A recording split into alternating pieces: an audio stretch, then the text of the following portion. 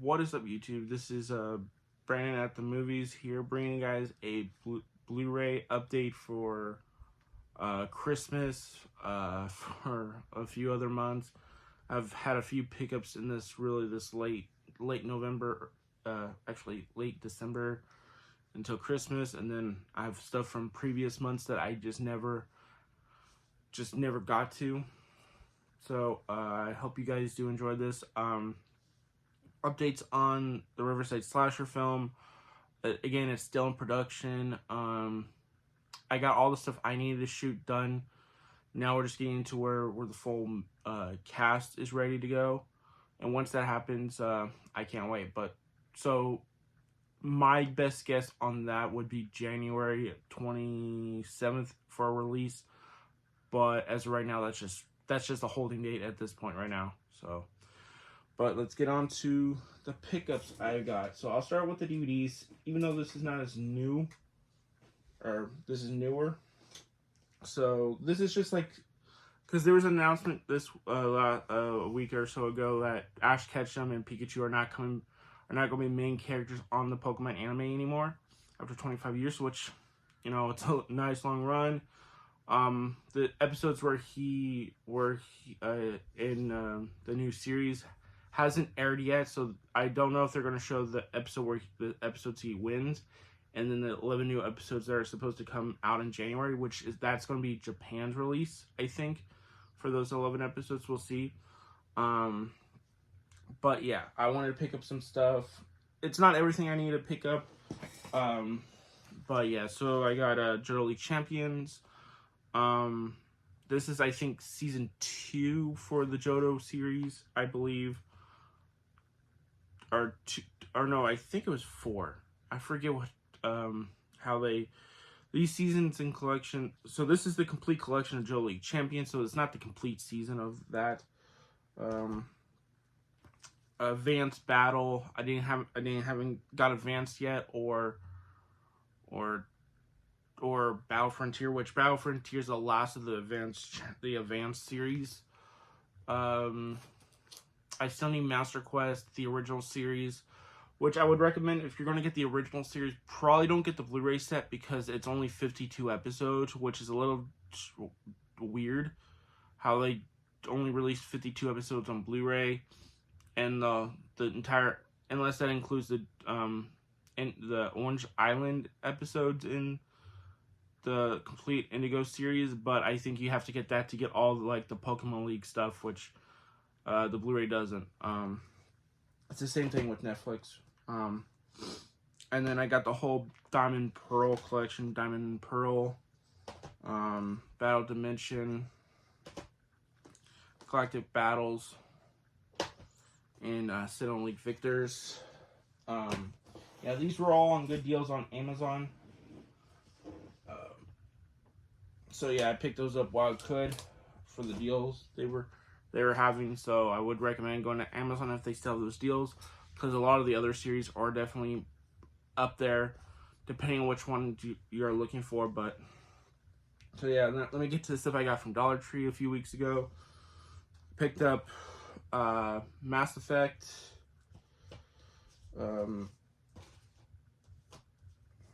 and Dragon Age as these two animated, both based on video games. Never heard of this. I figured picking them up, they were $1.25 and they came with the slipcover. So let me know what you guys thought of these. If you guys have seen them, let me know. Got Sushi Girl. I thought I've heard something about this, but the cast is pretty cool. You got Tony Todd, James Duvall, and Mark Hamill in here. It looks interesting. So yeah, let me know what you guys thought of that. And this is one I have seen already. I saw on Amazon. I actually picked up the Blu-ray weeks before that, but I found it on Blu-ray there, and I gave the DVD copy to my friend. And it's a Satanic or Panic. It's supposed to be called Satanic Panic, but this was the Blu-ray release. This was the release, the Walmart release, I believe, which they don't have Satanic in the name. But I think in the Blu-ray it will have the Satanic. It's just the slipcover won't. I think. I haven't opened this yet. But yeah, that was a really good one. A lot of fun. pretty good gore, and it's just really ridiculous but really fun. Um, El Chicano, I apologize if I didn't pronounce that right. But this I've been curious about. It's kind of a, I want to say, it's a, what do you call it? I forget what it's called. It's a hero, but it's more of a do their own thing. Like more like a Batman style type hero. It has deleted scenes and the making of it. Let me know what you guys have, if you guys have seen this, let me know. That would be a first time watch. Curse of El Llorona. Yeah, again, all these were $1.25. So that was like 9 or 10 of these. I think it was 9. I remember seeing bits and parts. I think I finished it at my friend's, and I didn't mind it. This is one I think a lot of people, I mean, they weren't sure if it was going to connect, but it does connect there, I believe. You have Linda Cardellini, and it's based on a Mexican lore about a woman, the Weeping Woman. I think because she lost a child, and so she goes after children or something like that. I forget how it really goes, but it has the myth of La Llorona behind the curse and making of a movie monster, deleted scenes, and storyboards. Next, we got Ocean's 8. This is a spin-off to the Ocean's franchise because Sandra Bullock's character is Danny Ocean's sister. And also, I believe Matt Damon makes a cameo, so it is connected to that universe. I've heard mixed to decent things about this. I like the cast is really nice. It's one I haven't got into. I need to get to the other Ocean's films, but for $1.25, something I didn't have, I might as well give it a shot. But I'd probably need to watch the other ones first. Or let me know what you guys think about that. Heist and Heels, Ocean's Team 3.0, reimagining the Met Gala, and deleted scenes. So next we got Unsane. This is a Steven Soderbergh film. This was well known to be one of the I think this is the first film that was filmed using an iPhone. That was a theatrical release. And I haven't watched it yet, but this is one of an inspiration of, you can make anything on something, so you can make phones on iPhones. And I think a lot of people have said that that's a possibility, and he's done it. Obviously, he's had more things, a bit more money to use than something like I'm doing right now. And I'm not even trying to compare because, yeah, it's no comparison, obviously. But it's just nice. And this was the iPhone 7, I believe he was using. And with the phone I'm using right now, there's a lot more things you can do. Now it's like, I think the iPhone 14 has probably a bit more now, with the cinematic mode now being able to use, I think, 4K instead of in 24 frames per second instead of just 30. But yeah, this is and this is more of like one of those thriller horrors and insanity kind of stuff, like you show what the character's going through. I can't wait to check this one out. On bonus feature is Insanity. I'm assuming that's the behind the scenes. And then one that I know everyone has talked about, really an interesting film. I haven't seen it. Boyhood. It's a 12-year journey. This took 12 years to make, from with the kid starting when he was like 6 years old until he was 18, which is really interesting. Really cool to see that fulfilled here. Yeah, you got Patricia Arquette and Ethan Hawke, and I think Richard Linklater's daughter is in the film as well. Let me know what you guys thought of this. Again, heard really great things. There's someone I think on YouTube I know that was inspired by this film that did his own thing. So yeah. So let's get to some of the newer stuff. Now, this one just came in the mail a few days early, actually, and that is Halloween Ends. This is the final of the David Gordon Green trilogy, and is considered the worst of this franchise. Considered the worst of the three, which actually, in my opinion, this is the best of the three, and it is very different from the other two. I'll tell you that. And I think that's what people weren't ready for, even though Green was pretty obvious in what he was in his interviews and how he mentioned how does this movie feel too much like Christine? And I know people are going to say, yeah, it's just too Christine, and I get it. And then the last real and how they handled Corey's story at the end is like I get they had to go that kind of that way, but I feel like there's another way they could do it. But ultimately, I'm really happy with what story they went with here. And I think it's really cool. I think performances are really good. I really like Rohan Campbell in here. I think he brings that likability, but he also brings the darkness to his character, which, again, I think, spoilers, I do think there was a transformation of power from Michael to him. I don't think there is a dark side to him. Because I think you could just, to me, that just, especially the way they sold, no, it's because of the way they sell the incident in the beginning of the film. If you sell that as an accident and that, he didn't mean what happened, then yeah, I don't think there was ever that dark side to him. Now, if it was he meant to do that, yeah, you can go with it, but he wasn't meant. So that's why I believe the transformation was just Michael transforming, putting that evil essence into him. Even though I know it's a little weird to see that and stuff, but I think that was the case. Annie Manichek, I think, is terrific here. I think this is the best she was given in the franchise, in the 3 films. She gets to be she gets to be this new person. She's trying to figure things out, and how her and Rohan Campbell, Corey, connect with their issues and stuff like that, I think is really sweet. But eventually it's going to lead to a downfall, Sally, because of what happens to Corey, and just, shit goes down, and it's a really cool take with this franchise. And then Laurie Strode played Jamie Lee Curtis. I think this is my favorite Jamie Lee Curtis performance in the franchise. I think they make her feel more human. You still have her elements of 1 and 2 to a degree, but you make her feel more like a person where she can have conversations where it's not just all Michael 24/7, and she's trying to move on. She's moving on with her life. She moved on, and that's really good. And this also deals with the evil of Haddonfield. You need to get away from it, or is it the town that blames you for everything? Stuff like that after what has to happen in the previous 3 movies. So, yeah, those are the 3 best characters in the film.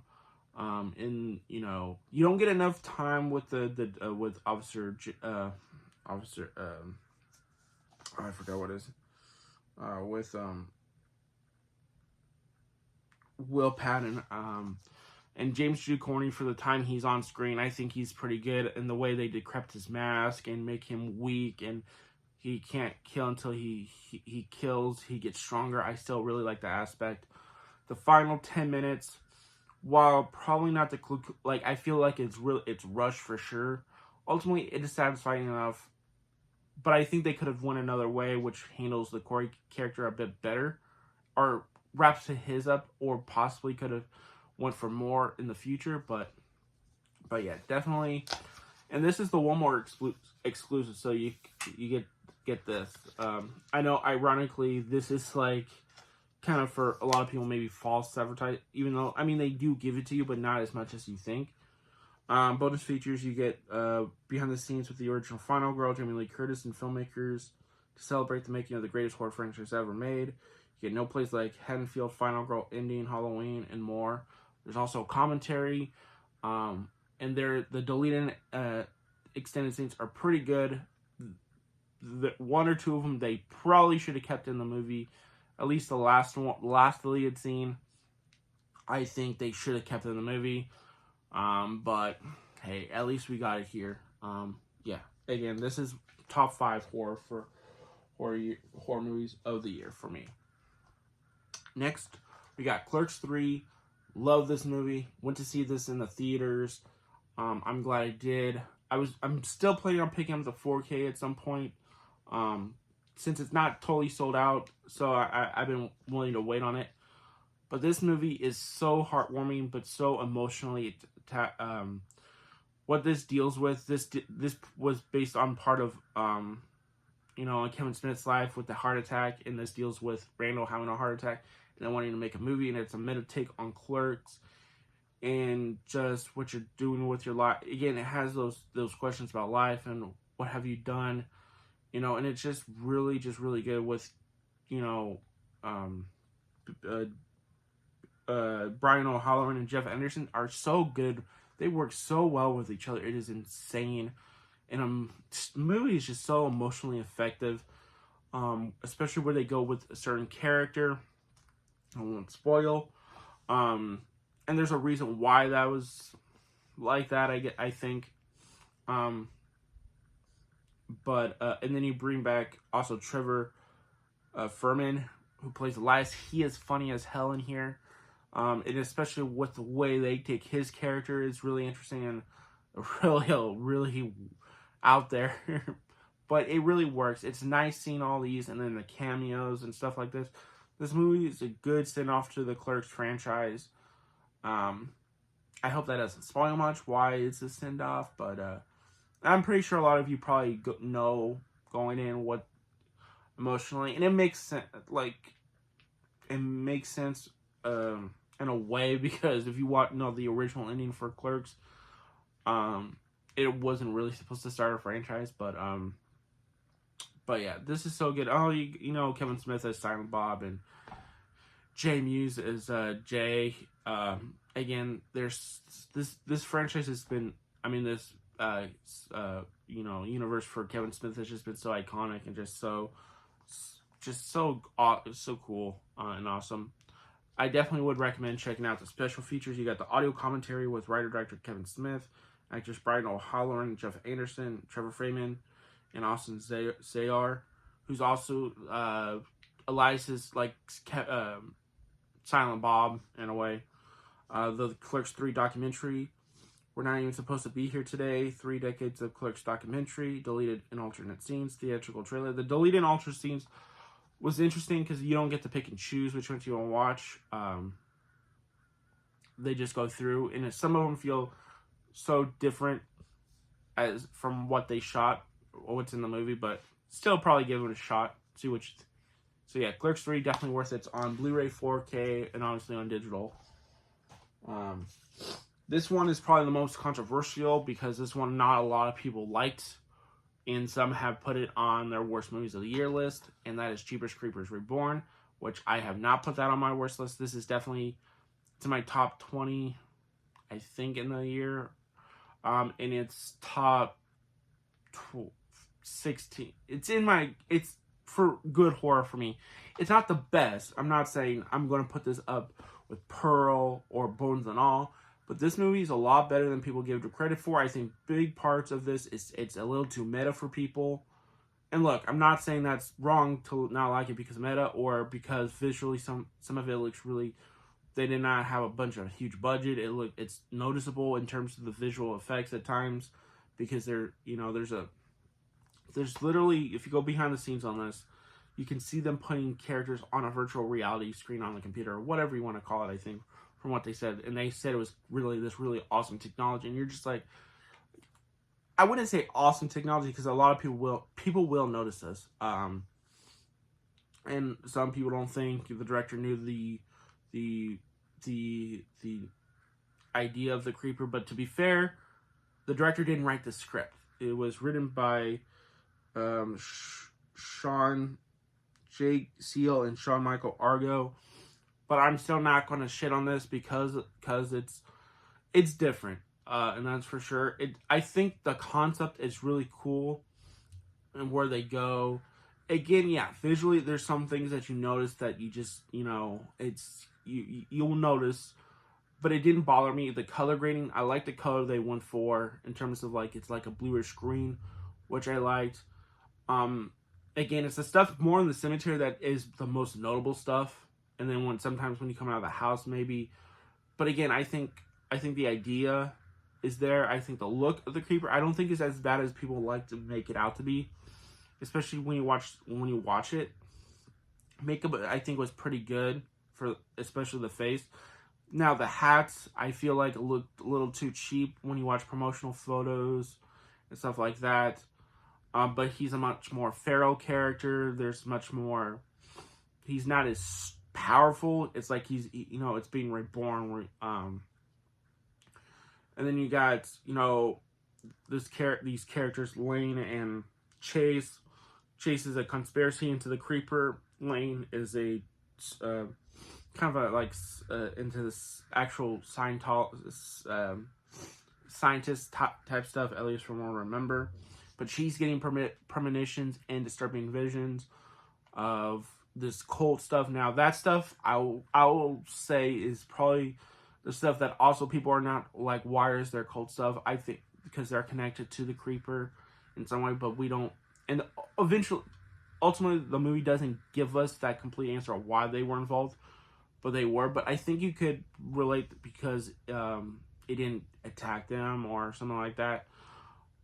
They were helping it out, so we would have to wait and see if they do eventually greenlight a fifth one, even though, and that was the plan, was to be a trilogy of 4, 5, and 6. So we'll have to wait and see. And it's almost made $6 million. So I wouldn't be surprised if they try to make one more, at least try to tie in with what is going on. But again, I know this isn't a perfect film at all, and I'm not telling you guys to go out and like this. But if you're looking for worse stuff, this is not the worst thing I've ever seen, or worst thing I've seen this year. Yeah. There's Hollywood film blockbusters that I found worse than that. Next, we got Fall. Now, this is a really cool, thriller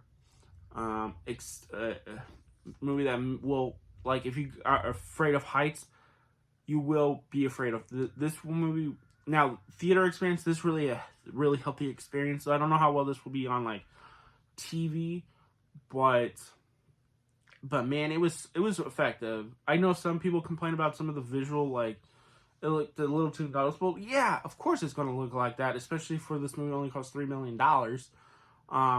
And actually, they did some actual stunts for the work. They did make a 60-foot, or it was a 60-foot or 100-foot tower, and they had blue screen on the bottom, so they were able to do stunts and stuff like that for real. So, which is really cool. And then they used this because I guess the actresses were all ad-libbing like the F words and stuff like that, and they couldn't go back and reshoot and get that out. They had to use the technology to change their mouth to where they're not saying the F word, F-bombs like 30 times. Which is which realistically I think would make sense. But I like the two actors. Grace Caroline Curry, she's in the Shazam films, and Virginia Gardner, I've seen her in other things. I think they're both really good here. They work off each other really well. I think this part of their storyline, I just feel like it's a little too predictable, because I kind of read into it a little bit throughout the film, and then once they get to that part, you're just really, that's, they choose to go that way. Why do they do something like that? It's again one of those predictable things, And I think the ending's a little of a cop-out in terms of, like, being realistic, I feel like. But, again, with this kind of, like, I guess I wanted to go in a little darker, because the way it's being, to me, it was feel like it was set up. And you also have Jeffrey Dean Morgan as the dad of this girl who lost her husband and is going through a downfall. Now, drinking and stuff like that. Now, her friend's trying to get her back up, and they go into this 2,000-foot TV tower, and they get stuck. So she found a way to contact or whatever, and I just feel like, again, the ending just plays it too safe. They didn't want to go into and I get it, with this kind of film, you don't want to go down that route, but I feel like you could have went that way, the way it was being set up. But I know that's not the point. It was the point for her to get stronger, and, I think you could still done that, but still not ultimately. You could have done it a different way, I think. But, again, I still really enjoy this. I would recommend it. Audio commentary, producer, co-writer, director Scott Mann, producer James Harris, Madison Beers, I've Never Felt a Lot More Alive, music video, Fall, the making up, and a trailer. Next, we got the next Thor film in the 4-film arc so far, and that is Thor: Love and Thunder. Now, I wasn't sure if I was going to pick this up, but I have all the MCU films on 4K now, and the reason I picked this up mainly because on Target Online they had, I know Amazon had it for a little bit for like a couple hours and then it went back to full price, but Target had this online for $8.61, and I'm like, okay, I'm picking that up for 4K for $8. That is still like a $30 film, $27, $30, $24. I was willing to pick that up, even though this is towards the bottom of my list, and it's definitely not my favorite MCU movie. I didn't hate this movie. Whereas I've grown a little bit on Thor Ragnarok. I still don't care for certain humor stuff, especially with Jeff Goldman, the guy from Jurassic Park. I can't believe I don't remember his name. I don't care for his character in Ragnarok. I think he's a waste of space. Here the humor is like times 11, times 12, and it's. I'm going to be kind, where I didn't hate it, but I didn't like it. But I know a lot of people thought this was pretty, the humor was not good in this one. I think there's a couple things I chuckled at. But yeah, if you're looking for comedy, and this is kind of yours, you'll dig it. But this won't be for everyone. And it kind of hurts kind of the storyline, because I like the Christian Bale stuff. I love the Natalie Portman stuff. But again, they give her some comedy elements where she kind of jokes and stuff. And she's trying. But man, yeah, the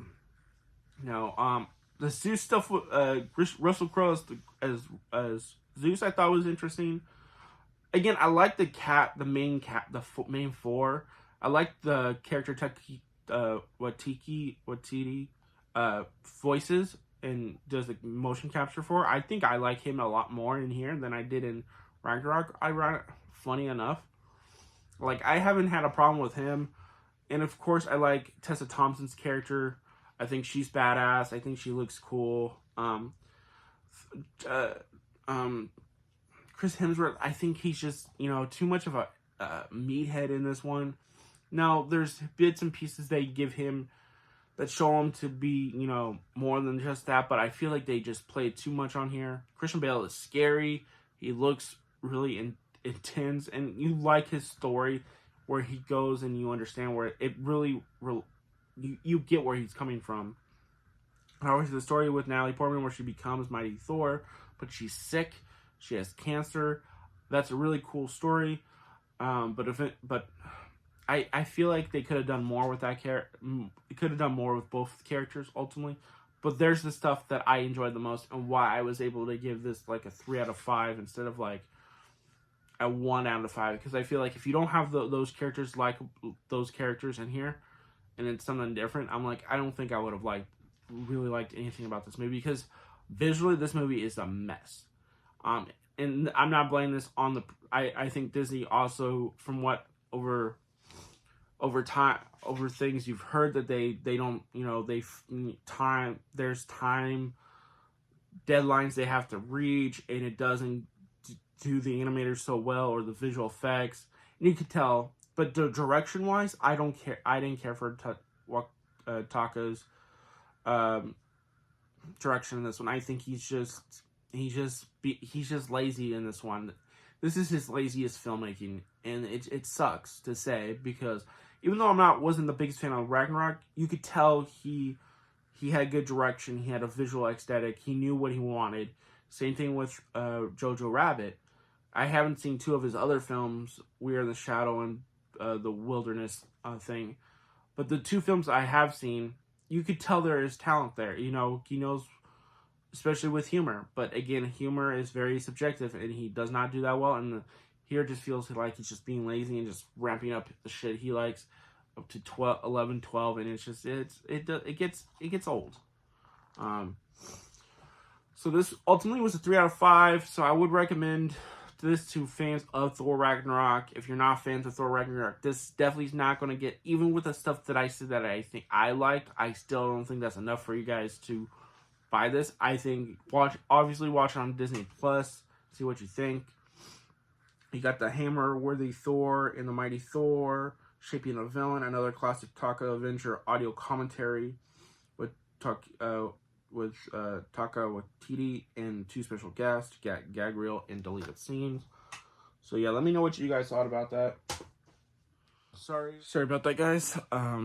My video ended up running out of phone storage because I have a lot of stuff on there, so I gotta delete some, probably more stuff. Probably after I upload this, I probably have to delete this eventually. So okay, next thing, Bob's Burgers, the movie. I wasn't a I got into this a little bit ago, into the series. I watched everything, but there's a lot of episodes that I do really like, and I was excited for this, and I saw this 4 times in theaters. I think this is a lot of fun. Some people say you didn't really need this to be a theatrical release, and maybe you didn't, but I think it's a lot of fun. I think I would like more Bob Burgers movies. I think it's just a lot of fun. Audio commentary with the casting. Filmmakers making the movie featurette. Delete scenes with commentary, storyboards, animatics, animating a scene with commentary. My Butt Has a Fever, theatrical short film, and more stuff. So then we got Top Gun Maverick. I really dig this. I think my family wasn't a big fan of this, and I know some other people are not into Top Gun, so I really dig it. I really liked the behind the scenes stuff as well. Go deeper into the making of Top Gun Maverick for incredible real life stunts, pilot training, and more. I would recommend this if you're a fan of the first one or you just like movies like this. I would totally recommend it. I like Miles Teller also in here, and it's nice to see Val Kilmer. Pearl, along with X as being two of the surprising horror films of the year. Though I'm a little lower on X than I think most people are. I definitely prefer Pearl because I like the character development of Pearl a lot more here. I think we get a more understanding of where her headspace is at and why in X is just the way she is. And you totally get it. And Mia Goth just delivers a performance. Holy crap. Is one of the best of the year. And she's not going to get the recognition she deserves for this performance. She also co-wrote this with Ty West, hands down. And it does have the horror gore stuff there. Not as much as in X, but it is there when it needs to be. Because this isn't just that, a slasher with the film. No, this tries to get into her mindset and stuff like that. And again, Mia Goth just gives it her all here, and she delivers. And then the third film, Maxine, comes out in 2023, so can't wait for that. Coming out of Rochelle, The Creation of Pearl, Time After Time, and teaser trailer and theatrical trailer. They don't have the post-credit scene here, but you can check it up online. But yeah, I showed it to my friend, and we tried to look for the trailer. Not there. The Invitation, a Bride of Dracula storyline. I think this is a lot more interesting than a lot of people give it credit for, but honestly, this movie needed to be a bit longer, and it should have kept that R rating, especially with where things go. It's not supposed to be gore fest, but you should have that element there, a little bit, because this is a gothic horror romance or whatever, and it is really good. I really dig this, though I don't like the ending. I wish the ending was a bit better. I like the cast, especially Nathaniel Emuel. I think she's really terrific in here. And I like the guy who plays, Thomas Doherty. I think he's really well casted. He has this charm about him, but there's something really suspicious about him. Yeah. Too bad it disappointed at the box office. There is an unrated cut on here, but I don't know how big of a difference it is in terms of the gore and the sex stuff that the director said it would be released after on streaming and stuff, so I don't know if that's the R-rated cut or that is. I would recommend it enough. It's on Netflix, so you can check it out there. And then Bodies, Bodies, Bodies is another A24 film that I really dug when I saw it in theaters. It's a murder mystery. It's not a slasher. It is a murder mystery. So going into that, I think a lot of people assumed it was a slasher, and it still kind of had a slasher element, but it was more like a more serious version of Clue in a way, but also ridiculous at the same time. And I just really liked it. I liked the cinematography. I liked the performances. And this is about Gen Z kids. And it's not. I don't think it's making fun of them, but it's showing how ridiculous they can be and how some of the things they try to fight for, they think they know, truly don't or really don't care, or they just want to act like they do. They care about this stuff, but it's just more of a social media thing for them to a degree. And everyone here is really good. And the ending is terrific. It's like probably the thing that helps and make it even more sense to why for this movie. I don't think you could have had it ending any other way. So totally, again, I really liked all the characters. There's one character that really I didn't care for, but again, that's the character. It's just the way she plays her, obviously. But I wasn't annoyed with the characters. I'm like, because I was expecting that. I'm like, I like the characters, even though they are annoying to a degree, but they're played really well. It's like, oh my God, to get through the movie, I don't think they were that annoying where like you couldn't get through the movie, but there's degrees where they have their issues and stuff like that. Audio commentary with director Helena Rajin, who wants to play Making Bodies, Bodies, Bodies, and Deleted Scenes. So that's it for those. Now we're getting into the Christmas stuff. So now I'll get into, I think we only have 2 Blu-ray, actually. First one is Firestarter. This one was a late pickup, or this was a late one. So all these was Christmas stuff. And they were, from what my family was telling me, this was just all Black Friday pickups. Which, I mean, that's saving a lot of money on this. Trust me, because a lot of the stuff is 4K. Or actually, there's another Blu-ray. First, we got Firestarter. This is a remake of a Stephen King novel and a movie. This movie pretty much got trashed when it came out. And some of my family didn't care for it. My one sister was like, "This is the worst thing I've ever seen." I don't think it's the worst thing I've ever seen, but if I go back on the stuff I watched this year, this probably is the weakest stuff because it feels so rushed.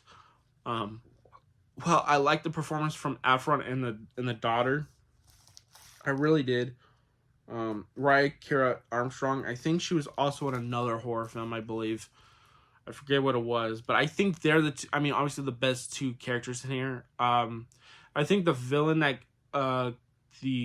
throughout the film, and then you got the people that want to take her away, the government, are so over the top. It is ridiculous. But again, this movie just didn't feel like it was just there, and that's frustrating. I don't think this is like, would you put this on the same thing as Black Christmas? And I only want to say Black Christmas 2019 is bad. I think that story had a better chance than this. Just feels wasted because it just felt like there was no. The problem is there was no passion to this film. It didn't feel like it. You got Scott Teems who's wrote in on some of the Halloween film, on I think Halloween Kills. It's directed by Keith Thomas. I think this was his first feature, I believe. So you got some kind of not so high experience in the directing, but also I don't know. It just the passion, the interest of this, just they didn't sell this movie well at all. Yeah, it's disappointing not to be that to get to where they probably thought it could go. But again, this is what with Blumhouse, they throw some of the big name, but it gets thrown out like nobody cares. Like, but I don't know how many people have seen the original Firestarter. I still have to see it, and I have it over here. Some say I heard it's that's worse than this, but you also have an alternate ending, a deleted and extended scenes, a gag reel, and more. So probably watch that stuff. Yeah. Next we got A24's Men. This one is also, I heard, a very controversial with people. It's a love it or hate it film. I was very curious about this film, and knowing this was a Black Friday deal makes it even a bit better. It's not like you paid $20. The family paid $20 for this, but I've been wanting to check this one out for a while. Can't wait to check this out. Rebirth of Making a Men. Let me know what you guys have. Your thoughts on that. Next, and then we got Batman and Superman Battle of the Super Sons. I wanted the 4K, but apparently, it was really weird. From what I heard, I remember because I was trying to get this one day on the 4K, but they didn't have it. They couldn't scan it or whatnot. So, yeah. But I got it. Got it for Christmas. So, because my family knows me, I Batman and Superman stuff I like. But this is the idea of, I think, Jonathan Kent's son, or Jonathan Kent and Damian Wayne have to team up to save their parents, Bruce and Clark. I'm really curious about this one. I've heard decent things about it, so can't wait to check this one out. So now we'll get into the slipcover 4Ks. Get into Nightmare. So Nightmare Alley, watched this last night, and it was a really interesting film. I did like it. I think it does drag a bit, and that's more in the second half, really, because I think that's where the character, while is interesting, is unraveling and becomes, you don't like the guy at some point. Like, I know, you think in the beginning you find him kind of charming, but you realize that there is something off, and ultimately, you don't really, he is a con man, and you have two people who con each other. You got him and Cate Blanchett, who I think really, really, gives a good performance here. I think she has this charm, and there's just something about her, the way she, she brings a powerful performance, the way she just plays it in the film. Visually, if it's a neo-noir, but also has the elements of Guillermo del Toro, because this is his most grounded film.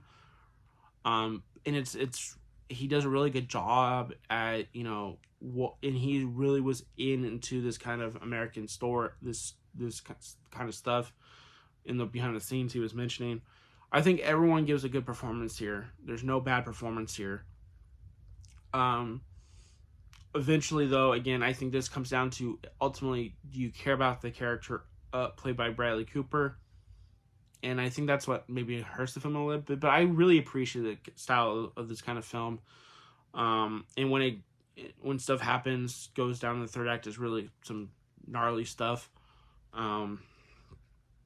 Yeah, I think this is a solid film. Not my favorite Del Toro film, but it's definitely solid.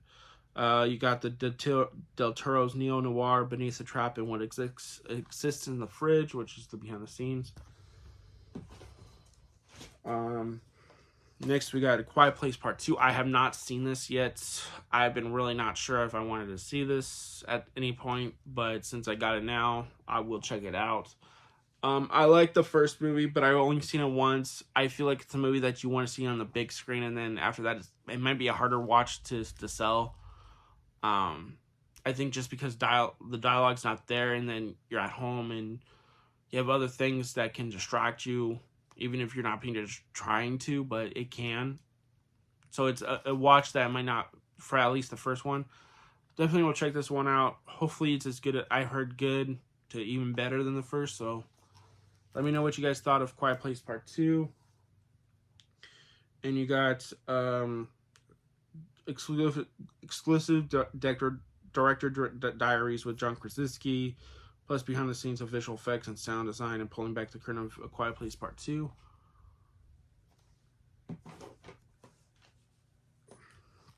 And then Last Night in Soho. This is a really cool film. This is another like neo-noir murder mystery. But but in the 60s, has this really cool visual flair with blues and reds. It has that Italian horror vibe to it. It's directed and co-written by Edgar Wright. Really good. I like the performances from Thompson McKinnon and Anya Taylor-Joy, where the story goes. Matt Smith from Morbius and Doctor Who, I think, is also really good in this film. This is one that I needed to rewatch. It includes deleted scenes, go behind the scenes with filmmakers and talent, discover how this groundbreaking film was made. So yeah, let me know what you guys thought of this one. I did really dig it. Alright. Oh, there's actually one more Blu-ray. Keep on. Actually, non 4K in here. And that was the Black Phone. This is a really good horror. This is a really good horror film. This was actually my number one for a little bit. I got to see this like a week early. And I really dug it. And I still really dug it. It's dropped a bit because I've seen some other things that have gone higher that I really appreciate. But I like the story. I liked Ethan Hawke as this character. He just brings a different performance here than I've seen him do before. The kids, I think I really like. The sisters is really great and funny. Really well chemistry with those two.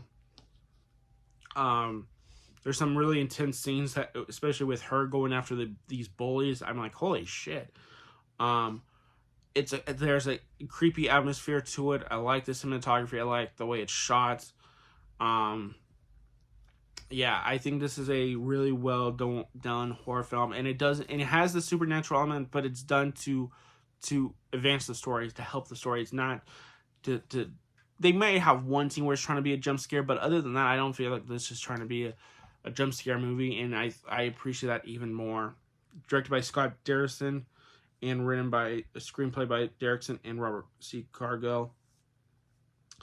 Includes deleted scenes, answering the call, behind the scenes, off the Black Phone, Ethan Hawke's evil turn, feature commentary, and more. And then plus Shadow Prowler, a short film by Scott Derrickson. I would assume that's kind of based for this, but we'll see.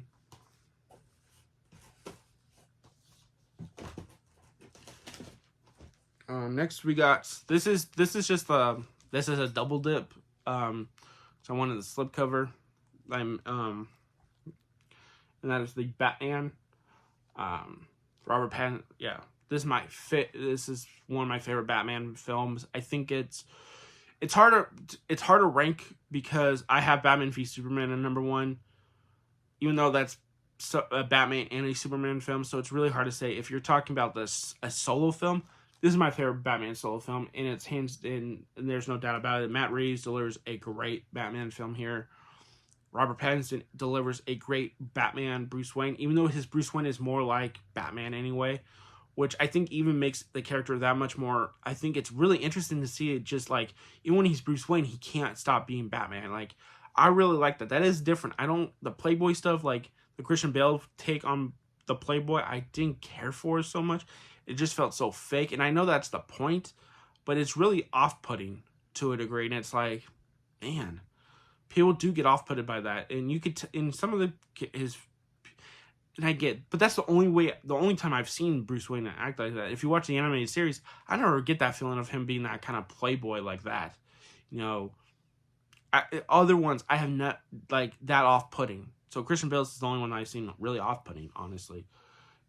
Bruce's is much more quiet, and he's still angry, and that's what really is impressive about the film. And then you have the Riddler who thinks Batman, you know, him and Batman are the same because he looks at Batman as a hero or someone that he can look up to, because where he's gotten to, where he did the opposite of what and then Batman has to realize, look, like what he's doing is he's without, not intentionally doing this, but he's creating people to go do their thing, but in a much more dangerous idea than what he is doing.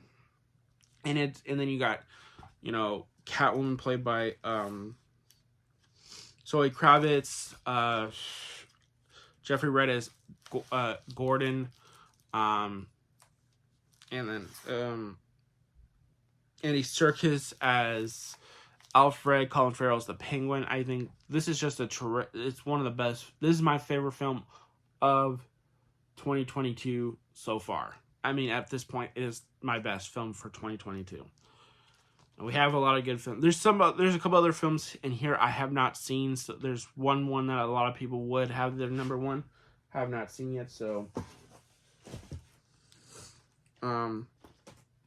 next we got Nicolas Cage is Nick Cage in The Unmeasurable Weight of Massive Talent. I have not seen this, so I don't know. But I like Nick Cage, even in his crazy bad roles or just him as a good actor. I think he's a good actor, and I can't wait to check this one out. This has deleted scenes, the mind, glimmers of a bygone Cage. Everybody needs a Javi, Nick, Nikki, and Sergio's second act action. Cage's 5 and up. Film festival Q&A and audio commentary. Let me know what you guys thought of this.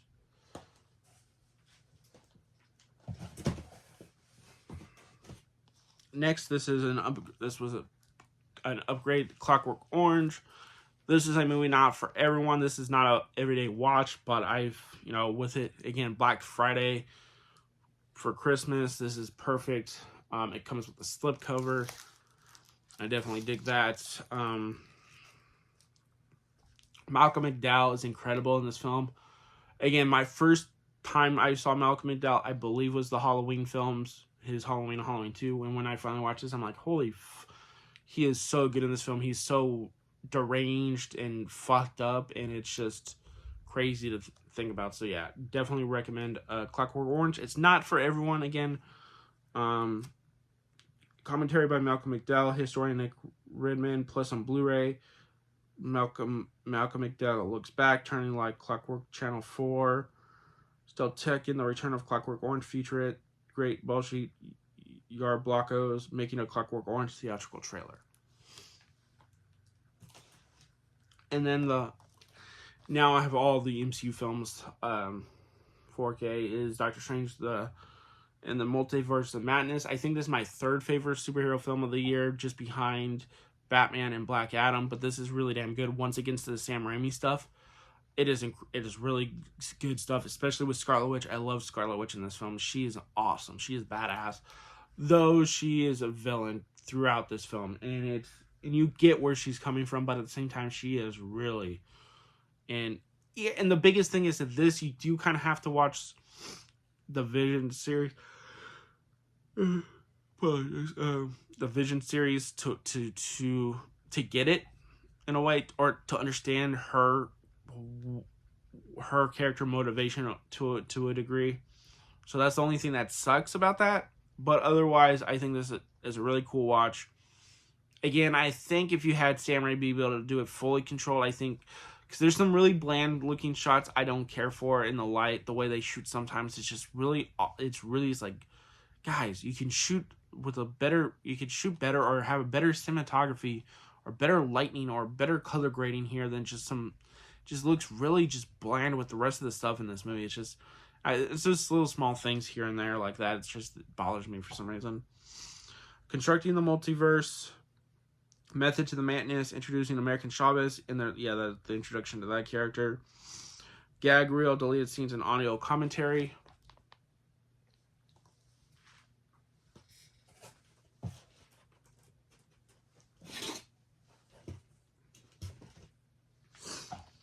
Next, we got Steven Spielberg in a Tobe Hooper film, Poltergeist. Probably one of the better horror PG films. And again, there is a scene in here that doesn't feel like this is a PG film, but it is. And you're like, holy shit, this is a really good horror film. This is how you mix that supernatural with kind of, I don't know. This is just the perfect supernatural horror film where it's very effective. It doesn't have to be gory, but it's done in a way where it at times feels gross and just disturbing, and it just this is one of my when I first watched this film, I'm like, holy shit, I'm missing out. And now, understandably, why people were not a fan of that remake, which I still find the remake not awful. Actually, I think it's decent enough, but I get it. This practical effects and stuff like that, and what this film productions throughout the 3 films, yeah, it was a tough road for this franchise. It was yeah, definitely would recommend this one. I can't wait to see how this looks on 4K. The special features, which are on the Blu-ray. They are Here, the Real World, a Poltergeist documentary in 2 parts, Science of the Spirits, and Communing with the Dead, The Making of Poltergeist, and theatrical trailer. This one was the surprise. It was The Lost City with Sandra Bullock and Channing Tatum. Bullock is a writer, and she writes about this character, her and this character played by Tatum, and she starts to lose interest, and then he's like tries to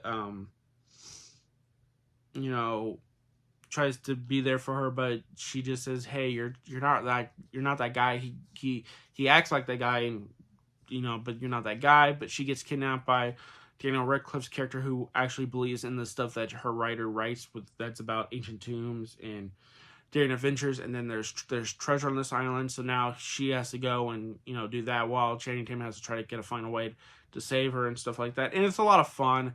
It's a romantic action comedy that actually really works, and they have Bullock and Tatum has really good chemistry. So I would definitely recommend this. I believe this is on Paramount Plus as well.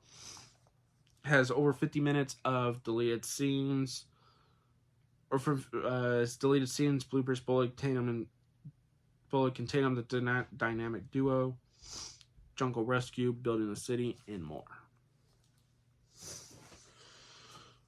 We got The Lost Boys, which is probably one of the better vampire films, and probably is up there at vampire films. I think it's better than like Fright Night, the original.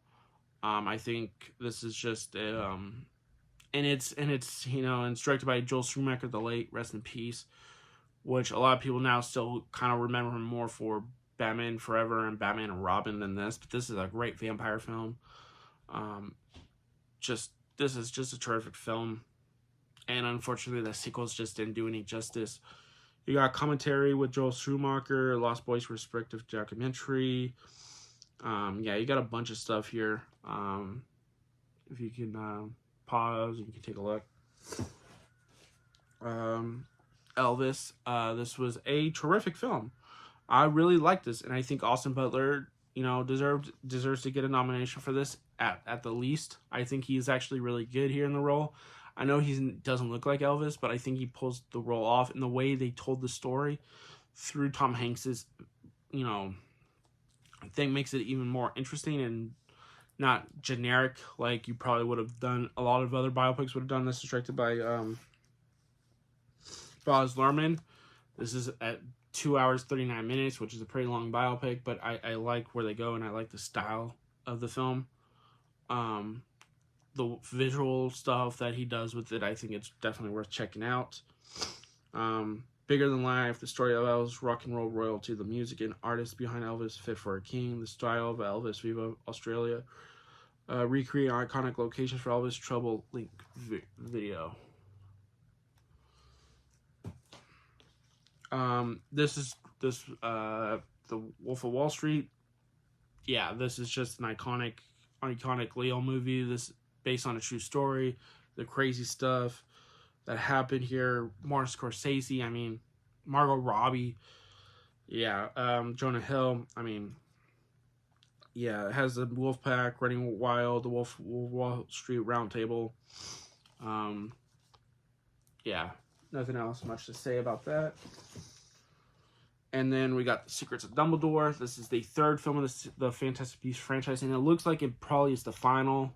From what I heard, this is probably the final one. It might be a series, but at this point, right now, this is probably the finale, and that's just due to the box office. Just hasn't helped this in the recasting. Have the recasting, you have the behind the scenes stuff with with the writer. But this is my favorite of the 3, and I think because of Mads Mikkelsen's performance as Gilbert Grindelwald, in his relationship with Jude Law's, Albus Dumbledore, and where that they do a lot more here. For that relationship, they hint at more. And I still like the main cast, though one of the main cast did not get to come back except for a couple scenes from the first 2 films. Now it's just, again, another behind the scenes thing. Ezra Miller was good in here as well. Credence, where his character goes. I think it in a way it does feel a little bit rushed here. I think also you have David Yates, who's now directed 3 of these in a row, with directing he has directed like the last 5 2 Harry Potter films, and I think the last actually, I think he did 6, 7, 8, and then he did these. I think he did the last 5 or 6 of them.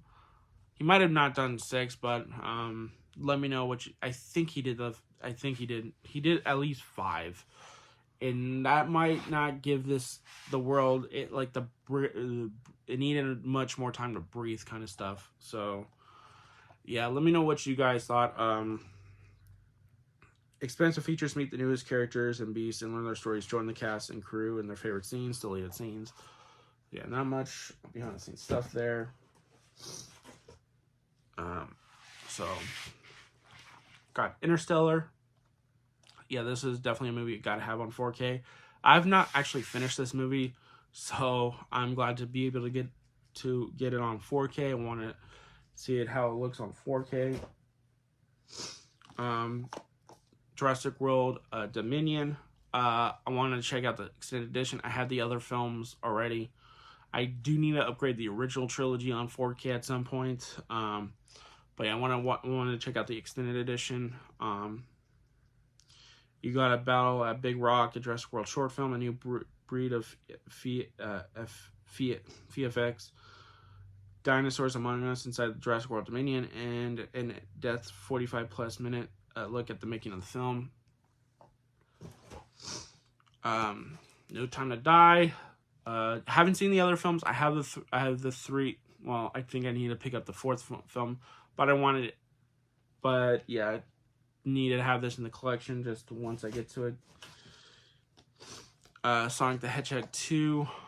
This is definitely a movie that I really enjoyed. I like this more than the first. Again, I see the weakness of this film is some of the human elements to a degree, but I still like at least the 2 main humans, played by James Marsden and Tika Stumpter. Those are my 2 favorite of the human characters that I feel like you can keep in this franchise, and now with the 3rd in the works. I'm excited to see where they go with it. Now they're teasing Shadow and maybe Amy, because I've been getting into more. I've been watching some of the animated stuff. But I know I wasn't. I think I played some of one of the games when I was younger on the Sega. But you got some behind the scenes. Robotnik reimagined with Jim Carrey, the powerful punchers, Knuckles, deleted scenes, bloopers, and much more. And there is also a commentary on here as well. And there's a music video.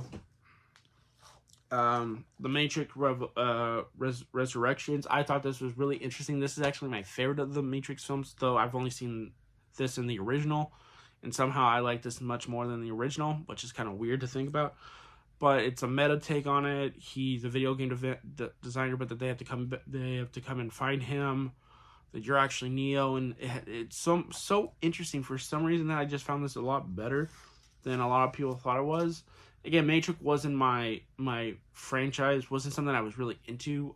It took me years to watch the first one, and I liked it. I didn't love it. I'm like, okay, this is kind of cool, but didn't blow me away. But this one I really did like. I watched it twice, actually, which is kind of crazy. Oh, wait. Behind the scenes.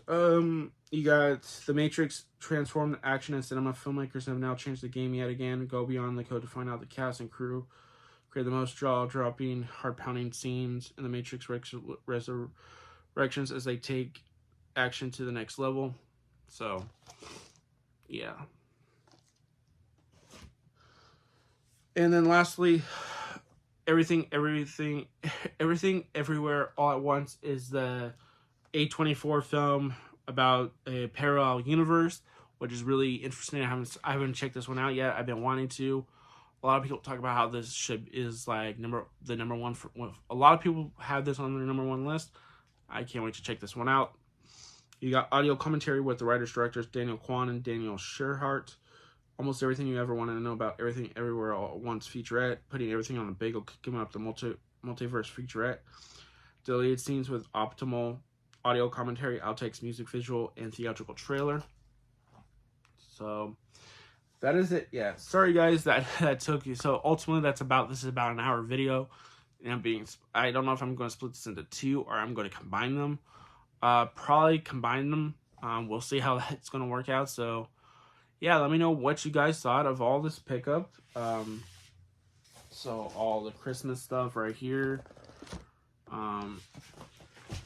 Stuff I got before Christmas.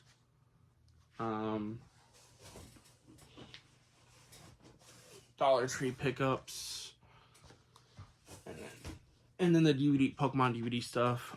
So yeah, let me know what you guys thought. This is Brandon at the Movies signing off. Peace out, guys.